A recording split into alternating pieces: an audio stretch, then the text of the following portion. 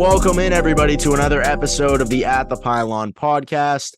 On this post-game reaction episode, we are going to talk all about the Patriots' loss to the Washington Commanders, losing by a score of 20-17. Alongside Chandler Betts, my name is Nick Antonakas. Chandler, how you doing after yet another Pats loss? We picked Bailey Zappi 7 picks before Sam Howell. Just so that you know that, just for you guys. What a banger fun fact to start off with. That makes me feel a lot better about the Patriots situation right now, as I have a deep hatred for Bailey Zappi. But regardless, Sam Howell cooked us, even though he was very hot and cold. We'll talk about that a little bit later. Pats lose 20-17 to the Washington Commanders in front of their home fan base at Gillette Stadium, embarrassing everybody.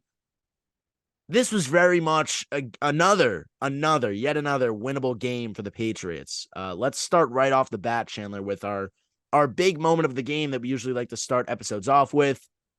The final interception of the game on the Patriots' attempted drive to drive down the field and try and win this one down 3, or at least tie it up. Mac looks for Juju Smith-Schuster down the middle, deflects off both of his hands and into the hands of the Commanders for the pick. That would seal the deal for the Patriots. And I guess let's start off with, I feel like this is a regular thing, discussing interceptions that Mac Jones throws, whether or not it's his fault. But I guess, why don't you dive into it? Was this Mac's fault?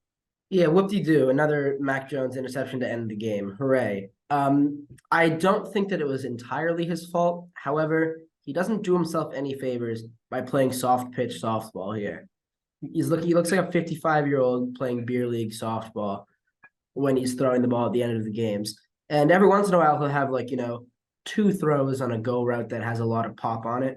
But even that is either way overthrown or dropped by a receiver picked 1 pick before Justin Jefferson. There's nothing. Is it Mac's fault? Not entirely. It was a very good defensive play by whoever that was. I don't remember. It might have been Kyle Fuller. I don't know. I don't even know if he's still there.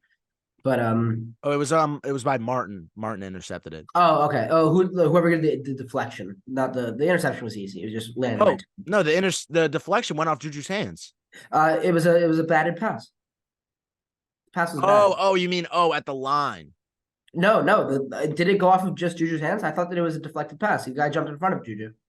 No, I thought it went off both Juju's hands, because post game, Juju took full accountability for the interception, saying, quote, "The final interception is all on me." Really? I thought that it did hit his hands, but I thought somebody else. Might be right, and I might just be meshing a bunch of other missed opportunities the Patriots have had. It's very possible that you were right. I don't know, but regardless, there was a good defensive play made to jump in front of the ball, whether he got a hand on it or not. Could have affected Juju trying to catch it. Juju got a lot of targets in the game. He was the most targeted player, I believe, with 6, I think. Yep. But it's just they're trying to get him going because they think that he's our explosive player, but he's not. And the explosive player is obviously Pop, but I actually was very impressed with Tyquan Thornton for most of the game. He had that nice really, he had a really nice corner route on Benjamin St-Juste that Mac Jones just missed by 85 yards. And in general, he's just such a large presence. He's kind of the opposite of Pop in the fact that he's 6'4", 215, whatever, and runs a 4.3. He's the type of player that you should be having. And if he can show that he is a consistent route runner, which I felt that he was pretty decent in the game, if he can continue that, we'll probably just bench him like the other good players that we bench. Well, yeah, I mean, while that, I guess, rep by Tyquan Thornton was impressive, a lot of times throughout the game, I thought whenever Mac was looking his way, he had absolutely no separation. And considering he's plugged on this wide receiver for he's so fast, this is why he got drafted in the second round. He's got speed for days. And then you can't even draw, I guess, enough separation to get away from a team like the Commanders, which, no flack to the Commanders. I mean, they won. But they're not very good. They're not a top tier team, nor even a mediocre team, I'd argue. They're very much trying to break that mediocre status. So for a team like that, you can't even get a couple feet of separation from your superstar speed wide receiver, I think is a little bit disappointing. But regardless, I think you're right in saying that he did have some flashy moments throughout the game. 6'4". He's 6'4". Throw the ball up. Let him high point it. Let your players make plays. That's what you have to do. If he can't get a little separation, he's big enough and he's more athletic. If you have a 5'9" Benjamin St-Juste on him, just throw the ball up. Yeah, literally. And I mean, I guess this is a great transition point, Chandler. Another player, yeah. Talking about all of our weapons, our supposed weapons that we had in this game. Juju obviously shined at points. He had that great he had I feel that like Klay great Thompson, 4 wide receivers were on there. literally. We only started 4 wide receivers, and Booty's a healthy scratch again. I don't get it. There What he is with is. this team and not playing our players who are good at football? He's played 1 game, and everyone's like, he dropped 2 passes. However, he was open. You know who wasn't open? The rest of our players. And then we bench Pop for a little bit, and then he comes back, and he's great now. We love Pop. We need Pop. He's the only good receiver on our team right now. That's the But thing, Chandler. We were slotting in Juju, like you said, and at points he had that impressive dive and catch at one point. I think yep. it was on our last drive of the game. I was like, Yes, it wow, was. that was a great catch. Yeah, But 4-3, regardless, 4 I think. that was out of like the million targets that he got. He had 6 receptions on the day, and he was in for the full 9 yards. Douglas, like you said, was getting benched, and the big topic of this game being Kayshon Boutte, who was a healthy scratch, coming off a week that the entire coaching staff for the New England Patriots were plugging like, oh, this was Boutte's best week of practice by far. And then in post-game or post-practice interviews, Boutte was coming forth and saying like, I'm finally getting my nod. This is time for me to step up. I have to, go out there and prove myself. Lo and behold, game time comes. He's out, healthy scratch. Disappointing is the only word I have to describe it. Yep. I think that a team should always have at least 5 wide receivers. You should probably have 6 realistically, because there are situations where you can do a 5 wide formation. You literally can't if you only have 4 wide receivers. Like it's just so silly. It's just so asinine. Yeah, and I mean, considering that half of those wide receivers in the game are injury prone, at points, Tyquan Thornton was being held out of the final drive of the game. Some were speculating it was because of his ankle. Bill Belichick would confirm after the game that it was not because of his ankle. He was ready for action. They just didn't put him in. Juju, another one who's dealt with injury all year long and in previous stints in his career. Another Parker was wide injured. receiver. Why can't we just plug him in? There's already an algorithm to it. Just do it. Come on. It's not that hard. Another questionable action by Bill Belichick in terms of snap counts were J.C. Jackson and Jack Jones both having extremely low snap counts comparative to what they were slotted in last week. Now, both guys gave up a touchdown last week against the Miami Dolphins, but if you're blaming that, if you're pinning that, if Belichick is like, oh, this is punishment, and regardless, we don't really have any answers because Jackson and Jones both refused to speak to the media after the game yesterday. But if that's your decision to be like, oh my God, he got burnt by Tyreek Hill, the best wide receiver in the league, I'm going to bench him against a winnable game. Like what? Why? It's like we're constantly putting ourselves in a position to lose week by week. Yet when it comes to the trade deadline, which we're going to talk about later, we don't even move a pebble in terms of sending out talent that we do have that we could send away for draft capital. It just makes no sense. Why don't you go into the specifics, Chandler, of the snap counts? Because you have the numbers. So I believe that J.C. Jackson still officially started. He was on the field for the beginning. He did. But Jack Jones did not. It was actually Shaun Wade's second career start. And when Shaun Wade is starting, why? It's not good. And to give the actual numbers, J.C. Jackson played 53 of a possible 77 defensive snaps, which is roughly 69%. But the more damning one is Jack Jones playing only 30 of those 77, which is 39%. 39% is roughly what you play if you're the 4th or 5th corner. Like that's simply not what you should be playing when you have to cover Terry McLaurin and Jahan Dotson and Logan Thomas and Denami Brown and Pringle, who was balling out. Literally, we were making Pringle look like Tyreek Hill. Yeah, which they were, of course, teammates back in Kansas City. But it's just so silly when you decide not to play your best players. Now, it seems as though there was potentially a disciplinary decision, especially considering that they didn't speak to the media. But it feels as though there's a track record of New England benching our top cornerbacks for disciplinary decisions and it really biting us in the foot, shooting us in the foot. biting us There have in. been plenty of circumstances throughout the season where players have been benched. Ever since Brady left, it's been a real Yeah, well, even when you Brady was notice. here, Yeah, Super Bowl. but since Brady left, you It's really happening a lot. notice these things happening because it really affects the team Because we so don't have much. Tom Brady. Exactly. Yeah. Yet the culture has no effect on anybody, as Kayshon Boutte, for example, who's been held out of action since week 1 for, oh no, he stepped out of bounds on the last play of the game against the NFC reigning champions. You're Yeah. not allowed to play anymore. Uh, let's go 1-7 for the rest of the year. Like I don't understand. And if there's any point in the season where I was like, that loss, we still looked great in the loss. It was the game We at against least the looked like a Eagles. football team. I We wouldn't even say we did. looked great. We looked like a team that can be Well, close I to thought I thought we had closer. a chance, even though we lost that game. I thought we were possibly deserving to win it. Yeah. I, Super I think Bowl. so. Yeah, I If there's did. But any we're if not. there's any loss that you would have throughout the season that you could argue Sure. that point, it Sure. was that Agreed. game. But regardless, the snap counts and the whole Patriot way surrounding the culture trying to set in this locker room is clearly not working, and it's costing us on the field, as we saw in this circumstance. Now, why don't we dive into the O-line a little bit, Chandler? Yeah. We saw it at somewhat of a more healthy circumstance that we have in weeks past. Obviously, Trent Brown's still out, but Antonio Mafi and Connor McDermott, was it? Oh yeah, Was he Connor McDermott slotting and in? City Sow, City Sal. And City Sal looks pretty Mafi. good throughout the He day. had that huge block on the Ramondre touchdown. Yep. He and Nwenu combined on the crack block or on the gap block. Andrews looked really good. Mac Jones didn't get sacked once today, or yesterday. He had one sack, but it was taken away for a roughing the passer. Otherwise, the offensive line, against given they didn't really have any edge pressure, they still have two elite interior tackles. They looked good. The offensive line gave Mac a chance, and Mac didn't take advantage of it.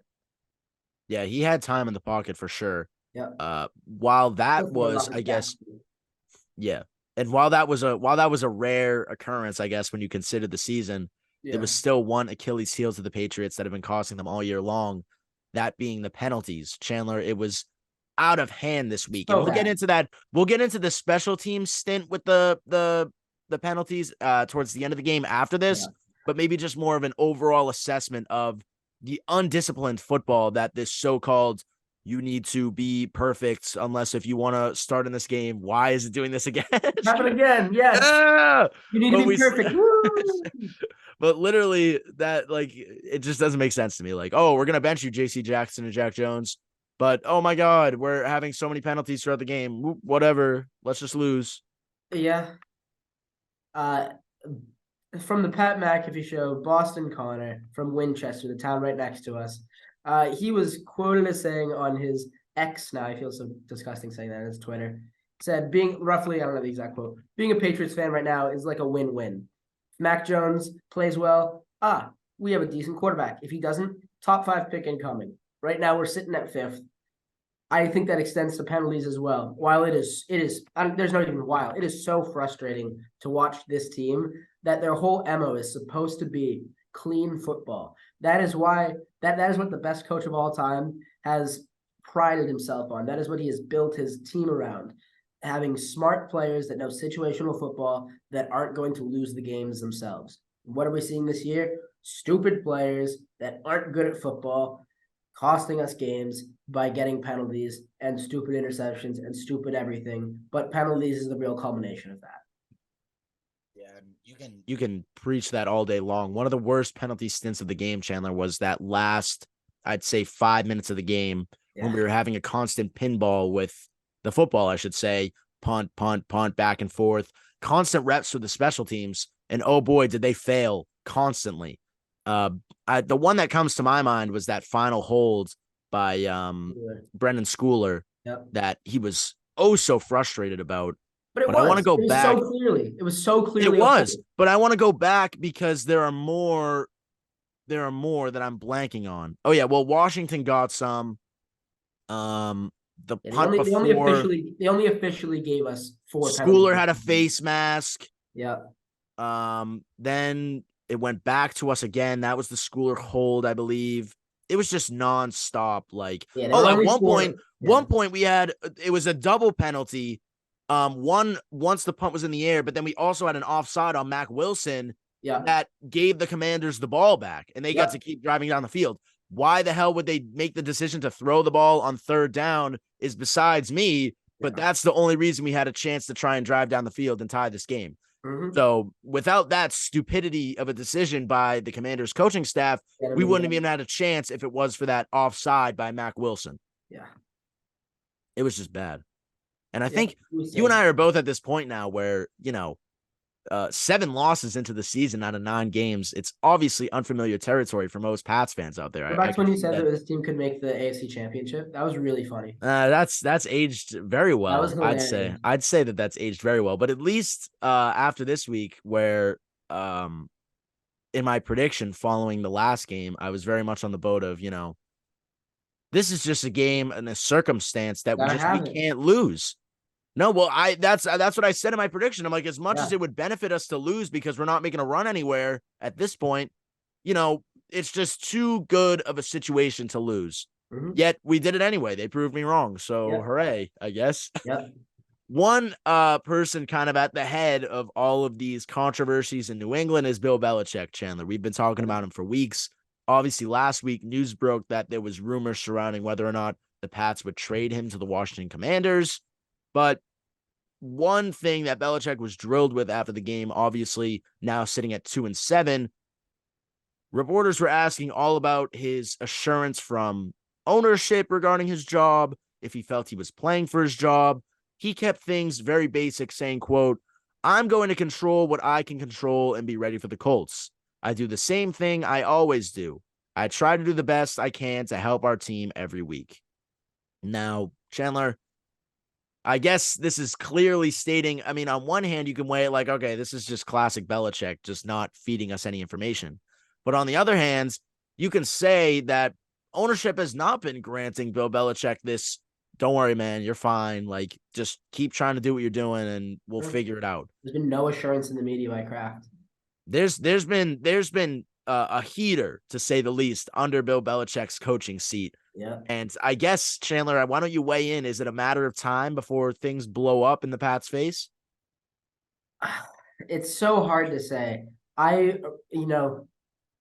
It's different because, of course, Brady still looked very good. Or I shouldn't say he looked very good. He looked good in his last season because, in spite of the lack of talent. And then he looked great when he went to Tampa because they had a team ready for just missing one quarterback. They went 7-9 with elite weapons, added Antonio Brown and Gronk and Brady and Jameis threw 30 picks and they still won 7 games and they almost made the playoffs.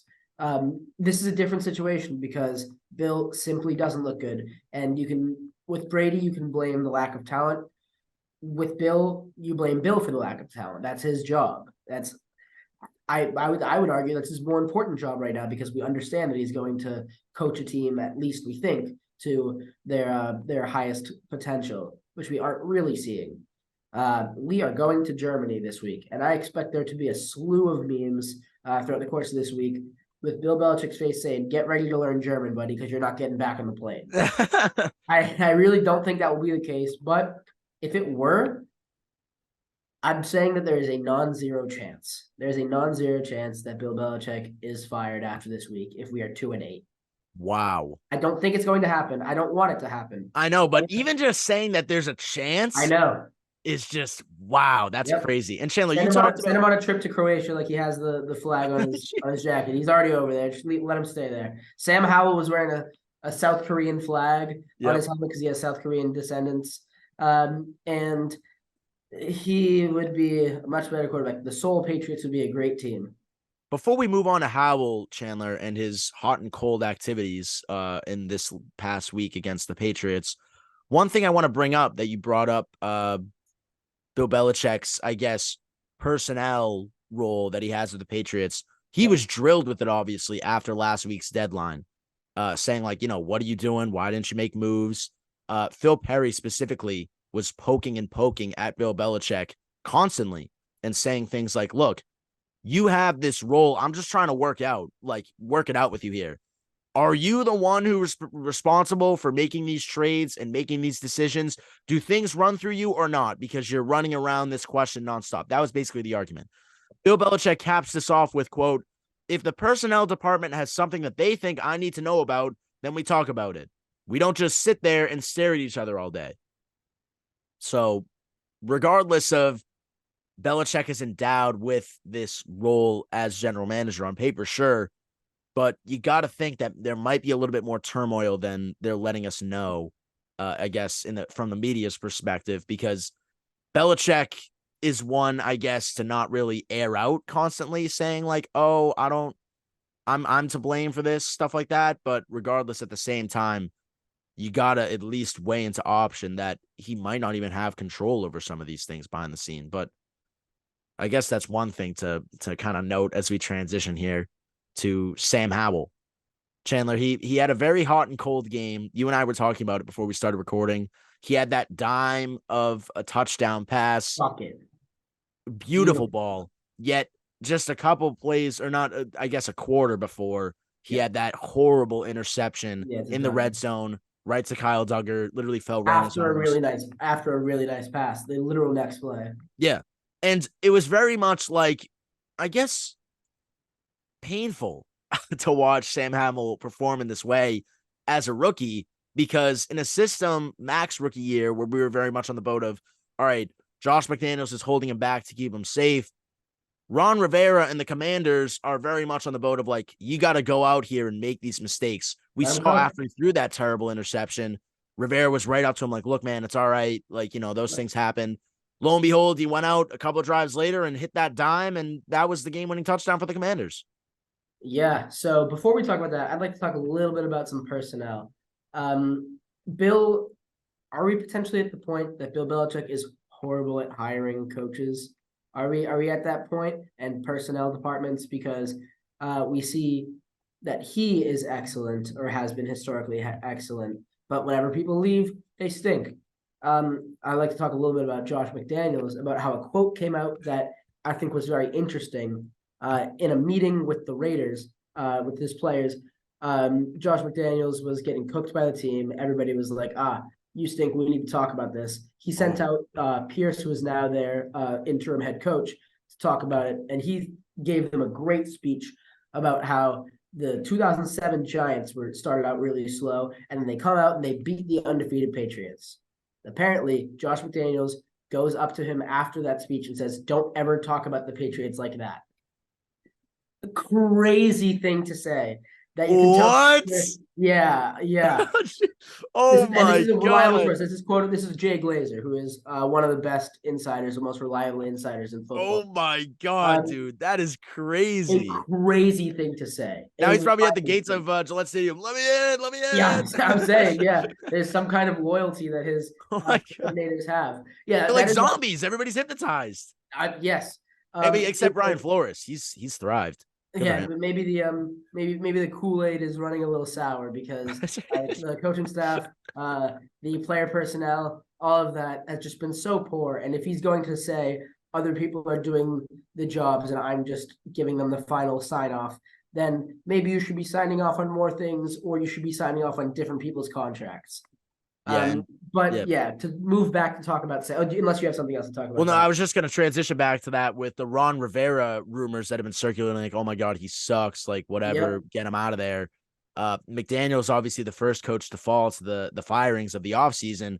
We don't see Rivera go, and we see Sam Howell thriving as a result. The Commanders, surprisingly, have a shot at wild card in the NFC, now standing at 4-5.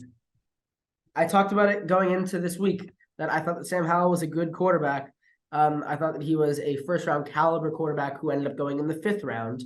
I said 4th round last week. I gave him a little too little credit.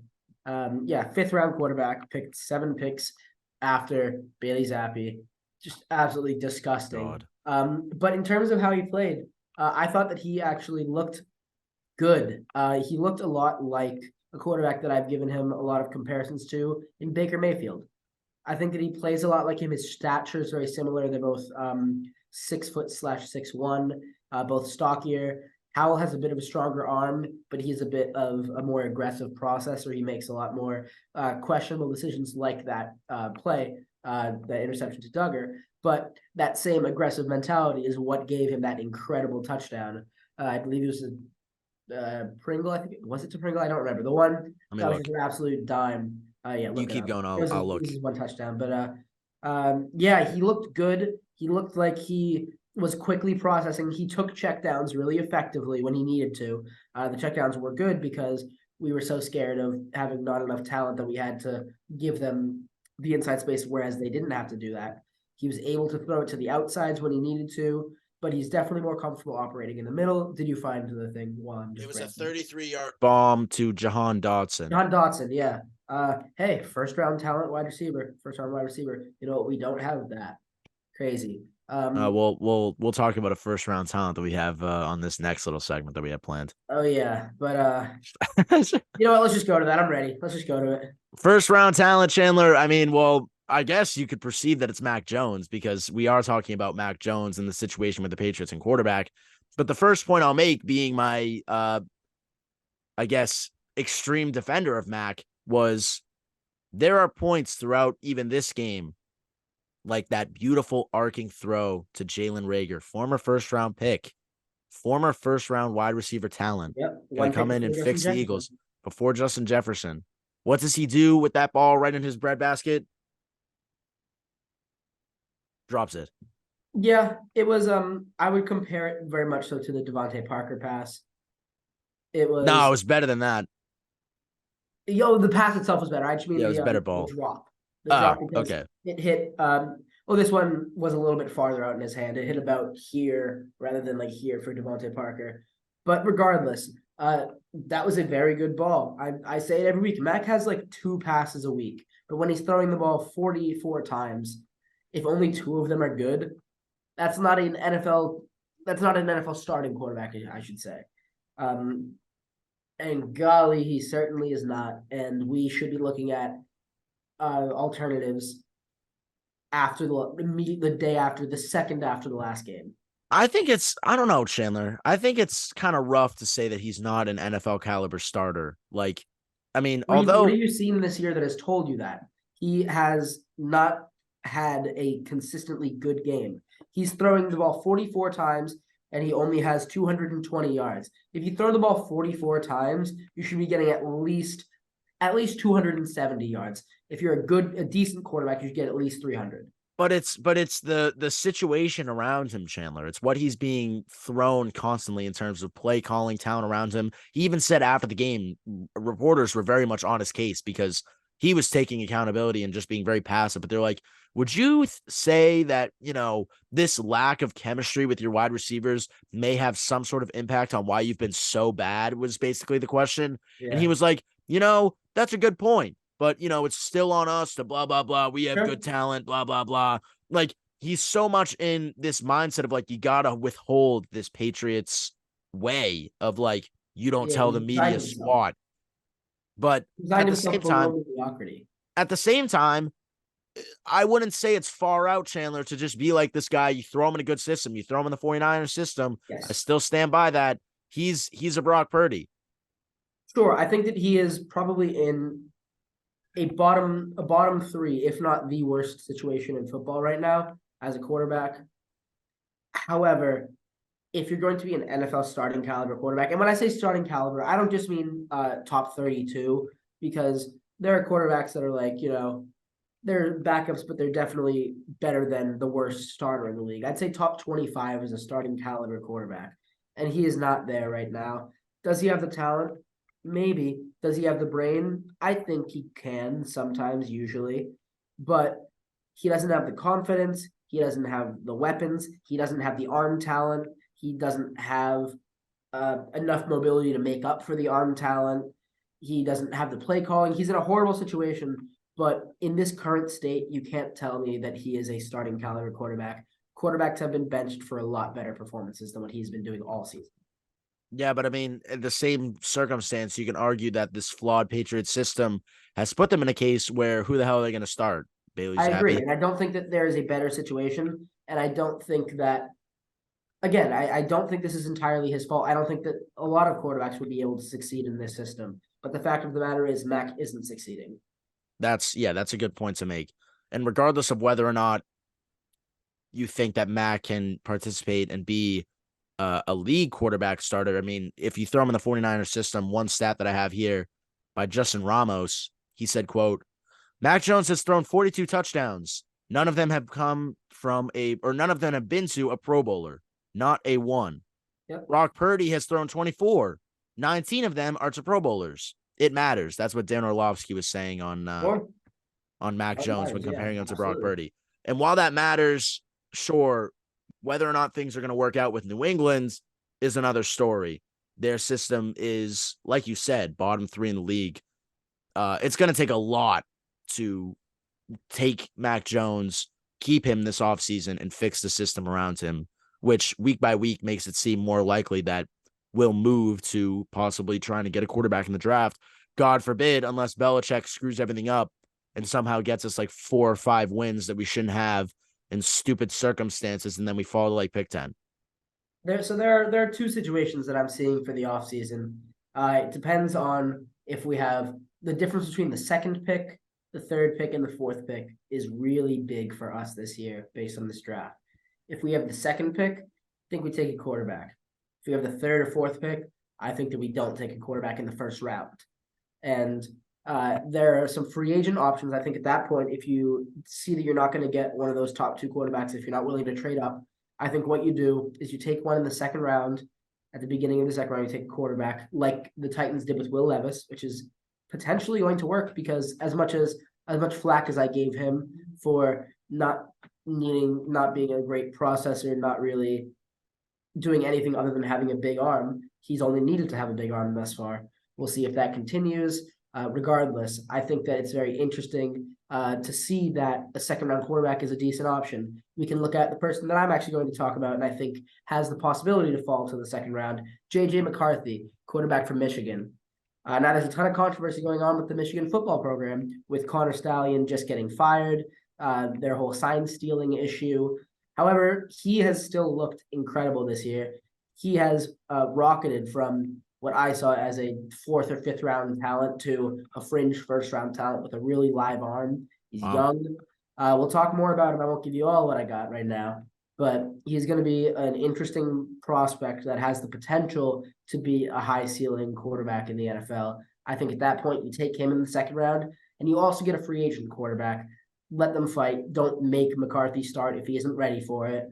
Maybe look at somebody that I compared Sam Howell to in Baker Mayfield. Regardless, make sure to stay tuned for our preview episode this Thursday, which will take a look at the Pats versus Colts game this upcoming Sunday in Germany. For all that and more, alongside Chandler Betts, my name is Nick Antonakas. We'll see you all on Thursday.